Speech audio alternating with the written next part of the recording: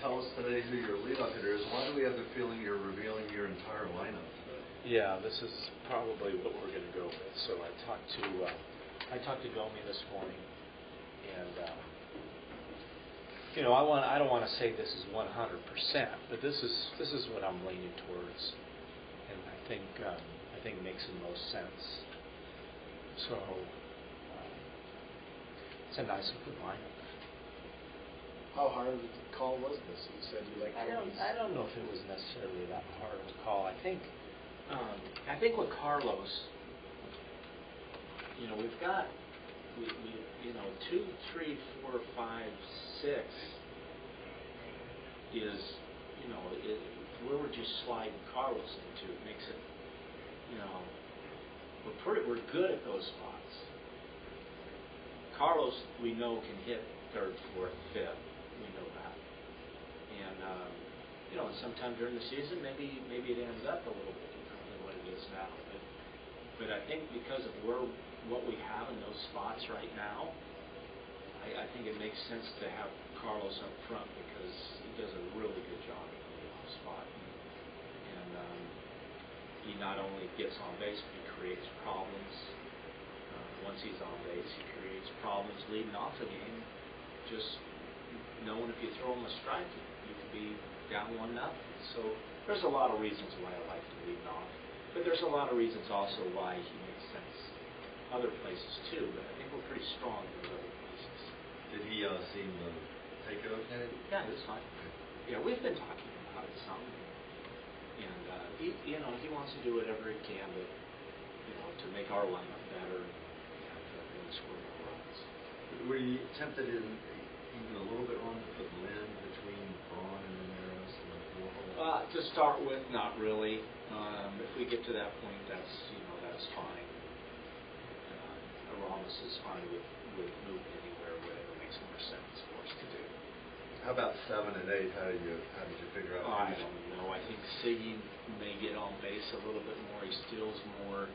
It allows the pitcher, if they're bunting or whatever, to have a little easier time with him there. So that's why. Because both those guys kind of swing. They're both swingers. Yeah.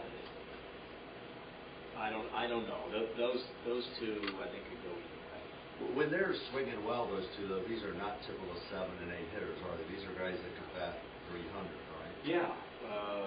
I think Scooter's always hit. We know he's going to hit. And Siggy, we hope he gets back to that guy we saw a couple of years ago. But he looks like that now.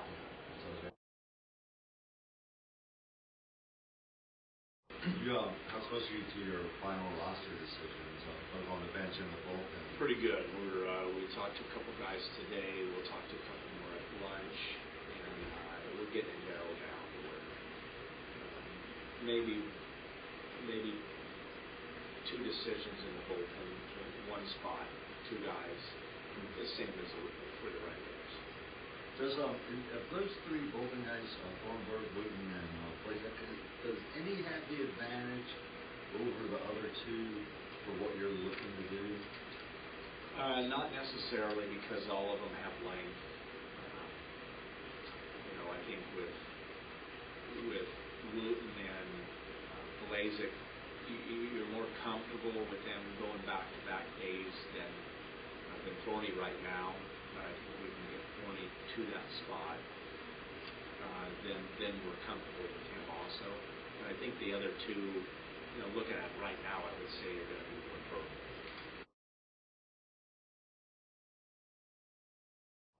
That's coming together. I like how everything's happening right now.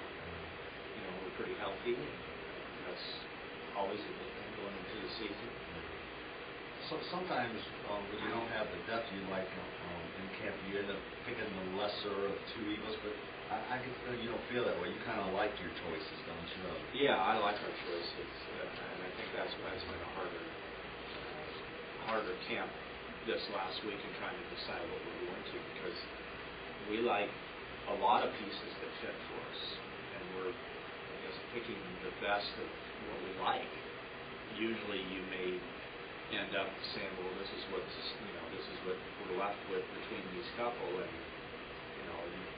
Now we've got a lot to choose from that we think can really help us. The bad news is you got to tell somebody that's a good player is going down. Yeah. You don't like that, or not? No, I don't like it, and I don't think, sometimes they've had a great camp, which doesn't mean everything to me. That's less important to me than what they've done in the past in the season. Some guys just start talking for whatever reason. So that part's not, I'm not weighing a huge amount on spring training, but we are weighing on what we see. Like if it's a pitcher and all of a sudden he's got nothing, and we come into this last week, well, we have to think about that. I think that's what happened with Henderson last year. We kept waiting for him to see this good stuff again, and him going out there and dominating, and it wasn't getting there. So that's why those 2 days before the season I made that change.